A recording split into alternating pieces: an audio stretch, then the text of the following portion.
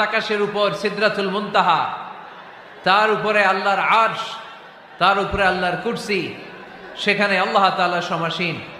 এই আরশের উপর থেকে আল্লাহ তাআলা জমিনের অতল গহ্বরে, কোন জঙ্গলে, কোন গুহার ভিতরে কোন পিপিলিকাও যদি হেঁটে যায়, আল্লাহ বলে এত উপর থেকে ওই পিঁপড়ার হেঁটে চলার পায়ের আওয়াজটাও আমি আল্লাহ শুনতে পাই। এজন্য কেউ যেটা শোনে না শোনে কে? কেউ যেটা দেখে না দেখে কে? কেউ যেটা পারে না পারে কে? আওয়াজ করে বলেন, আল্লাহ কি আমাদের কাছে না দূরে? আমার বাবা মা আমার যত কাছে, তার চাইতো আমার বেশি কাছের কে? আমার স্ত্রী আমার যত কাছের, তার চাইতো আমার বেশি কাছের কে? আমি আমার যত কাছের, তার চাইতো আমার বেশি কাছের কে? আল্লাহ তাআলা, তিনি যে আমাদের কাছে, এটা বোঝানোর জন্য তিনি কোরআনে দুটি শব্দ ব্যবহার করেছেন। আওয়াজ করে বলতে হবে, কটি? দুটি।